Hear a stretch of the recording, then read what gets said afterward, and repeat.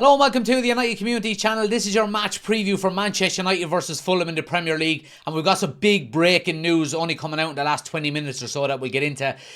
Not good news for Manchester United. We're going to talk about that. We're going to talk about the opposition. Obviously then we're going to do our predicted 11 and our score predictions as well. Stick around. Hope you enjoy it.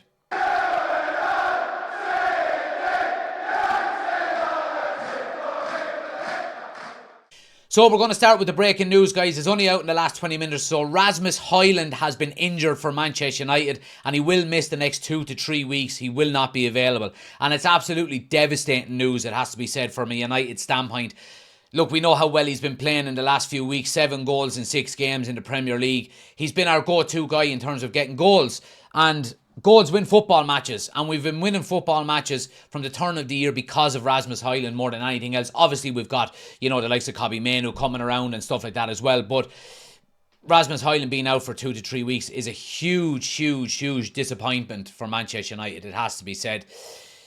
And it leaves us absolutely up shit's creek. If there was one area of the pitch that we did not need an injury, it was at centre forward. We obviously know, the fraud Anthony Martial has decided to go off and get a surgery, and that was his own decision. He's going to be out for a few months. And Rasmus Hojlund has been leading the line for Manchester United. He's been the only striker we've had. He's 21 years of age, and he's been doing an absolutely fantastic job, and now he's going to be out for a few weeks. And it probably goes to show the load that he's been carrying, you know what I mean? In terms of being the number one player on the team sheet, basically, week in, week out, playing 90 minutes an awful lot, and his intensity levels that he plays at 100 miles an hour all of the time, always involved. We've said it before, he's always head to toe in muck, and yeah, it's absolutely devastating news. But what does it mean for Manchester United going forward for the upcoming games?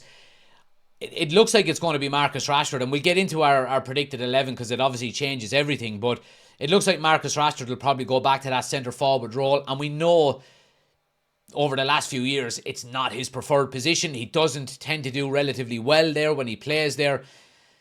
And then what does that mean for the wing? Because obviously you're taking Marcus Rashford. You're totally unbalancing that front three. If Marcus Rashford goes up front, it looks like Garnacho will probably go back on the left. And who's coming in? More than likely Anthony, you would say, who, just has no end product. And it's devastating news for United. It really is. I worry about where the goals are going to come now in the next few games with Rasmus Hojlund missing. Now, again, the kid is not going to continue to score the way he is forever. Strikers have ups and downs all of the time, but it's an area and a moment in the season that we desperately need him. We really do. And again, we mentioned it last week. We're coming into a run of fixtures now that United are looking and expecting to win. Obviously we picked up 3 points against Luton last week. Going to get up against the Fulham side, that is not going to be easy, but one that you're expecting us to get 3 points against. So it's desperately bad news. And it compounds the bad news that we had last week of Luke Shaw at left back being injured as well. And that's going to completely unbalance the back four as well, you would expect.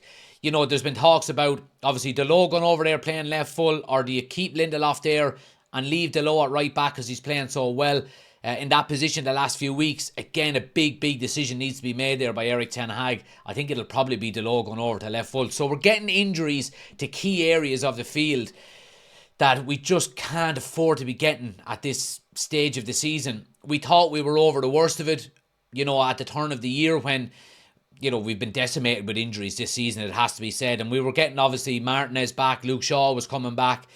Martinez is out injured again, Shaw is out injured again, and now Rasmus Hojlund is out. So our squad is absolutely paper thin at the moment, and it's paper thin in key areas, which is a huge concern, and one that, you would hope Rasmus Hojlund is not as bad as we would hope. It's a muscular injury.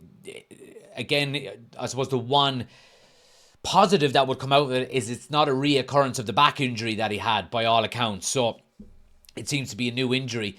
And again, look, I'm not going to put this down to be a player being injury prone. I'm sure you get a lot of idiots in the comment section that will say, oh, he's injury prone, just like they say about Martinez and so on and so forth. I just think it's the fact that he's been overworked for a 21-year-old.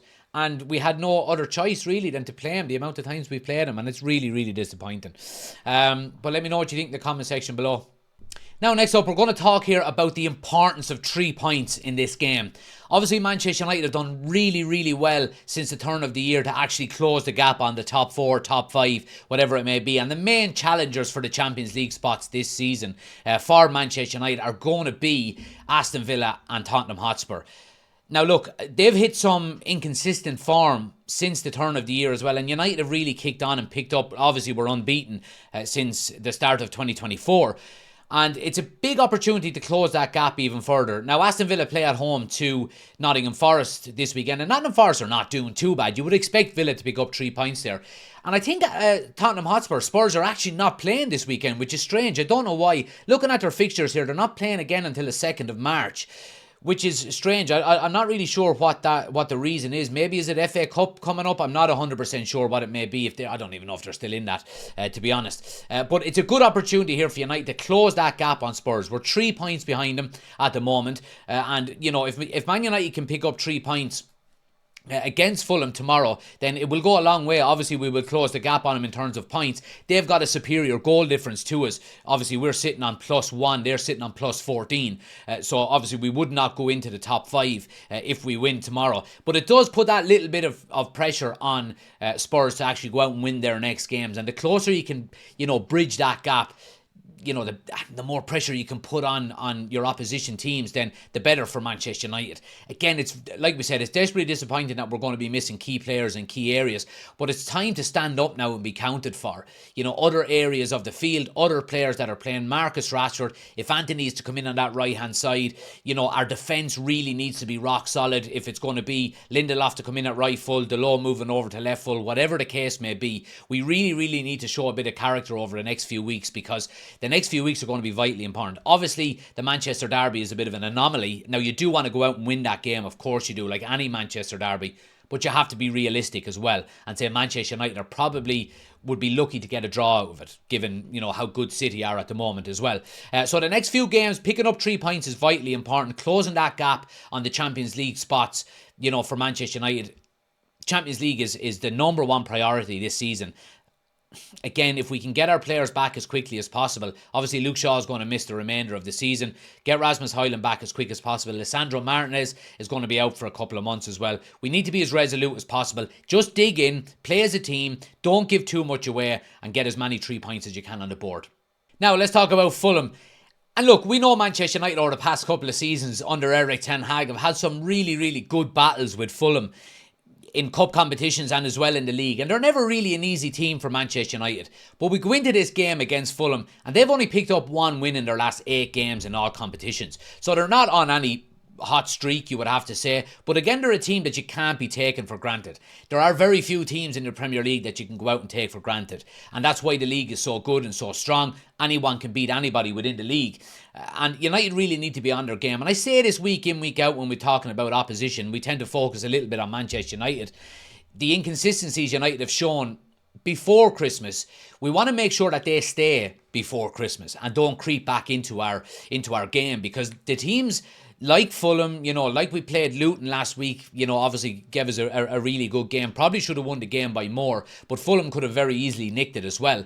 The inconsistencies that Man United are showing and the lack of control we show over games is a concern, and we want to continue to improve that as the games go on. Fulham are absolutely a team that could take advantage of Manchester United not controlling the game and allowing Fulham to dictate large parts of the game, like we even allowed Fulham to do last week, or like we allowed Luton to do last week. We can't allow Fulham to do that.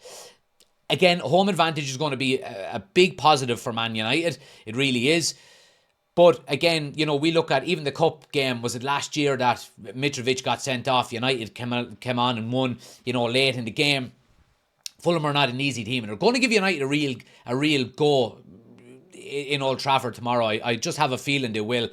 And we need to be on it. We need to be concentrating from the start. We need to get on the ball. Don't be afraid to get on possession. You know, create as many chances as we can. Take our chances when they come, and then just see out the game. Dictate the tempo, dictate possession, and I think we'll be okay. Now, let's talk about predicted 11. Again, this is the 11 that I think will start. not necessarily the one that I would go with more than anything else. And there is some areas here that could easily change, it has to be said. Obviously, given the injuries that we have going into this game. We'll put the team up on the screen, guys. This is the starting 11 that I'm going to go with. Obviously, Andre Onana starts in goal. Now, the back four is one that we could discuss all day long. Is it going to be Lindelof playing right back or left back? Is Lindelof even going to play at all? Because there's been a lot of people talking about maybe Amrabat coming in and playing at left full. Obviously, he played there for the first 2 games when he first joined Manchester United. But I think this is the way it's going to go. I think it's going to be Lindelof right back. I think Delot will be moved over to left full. And then obviously we'll have Varane and Harry Maguire playing centre backs. Now, there is a big push for the likes of Johnny Evans to potentially get a start. He was absolutely fantastic in the second half when he came on against Luton last weekend, and I wouldn't be disappointed or I wouldn't be shocked in any way if Johnny Evans was to start, but I think it'll probably be Maguire and Varane at centre backs. Midfield then, obviously the midfield is the easiest to pick at the moment. Casemiro, Kobbie Mainoo and Bruno Fernandes. Now, a lot of people talking about Casemiro and, you know, the yellow cards that he's picking up as of late. He's 1 yellow card away from a suspension. I don't think that would be any reason for Erik ten Hag to drop him, especially when we're missing the likes of Luke Shaw, when we're missing now Rasmus Hojlund. I think our best players need to be on the pitch as much as possible. So for that reason, we're going with that midfield 3. And then the 3 up front then, I'm going to go with Rashford through the middle. I think it's the obvious choice now that Hojlund is out injured. That will inevitably move Garnacho over onto that left-hand side. And then I would expect Anthony to come in on the right. I don't see any other player unless you were to look at potentially bringing in a Scott McTominay into the midfield and moving Bruno Fernandes out onto that right-hand side. That could be something that Erik ten Hag does as well. I think it limits the performances of Bruno Fernandes when he goes out on that right-hand side. I don't think it's his best position. He hasn't been in scintillating form as of late either anyway. But there could be a case maybe that you would bring in a McTominay or an Amrabat into midfield and move the likes of Bruno Fernandes out onto that right-hand side. But I think it'll be just a straight swap. Anthony is in, and I think that'll be the front 3. But let me know what you think about the starting 11, guys, my predicted 11. And let me know, would you change anything as well in terms of your starting 11 in the comment section below. If I'm going with a score prediction, I think Man United will get the job done. I do. I don't think it's going to be easy. I think we'll eventually win the game quite comfortably. But again, my concern is United controlling the game and allowing the opposition to have a foothold in the game for extended periods of time. I'm going to go with a 3-1 win to Manchester United. I think we can get the job done. Home advantage. Again, like I said, Fulham have 1 win in their last 8 games, so I think we should have too much for them. I do worry about, missing our players, like I said. Rasmus Hojlund, by far, the most important one in terms of scoring goals, and of course Luke Shaw at the back. It just unbalances everything, but I think we should have enough to get the job done. Let me know what you think. Let me know your score predictions in the comment section below. We will be live for the game tomorrow as well, so make sure you're joining us for that as well. Thanks for watching. Have a great day, and I'll see you in a bit.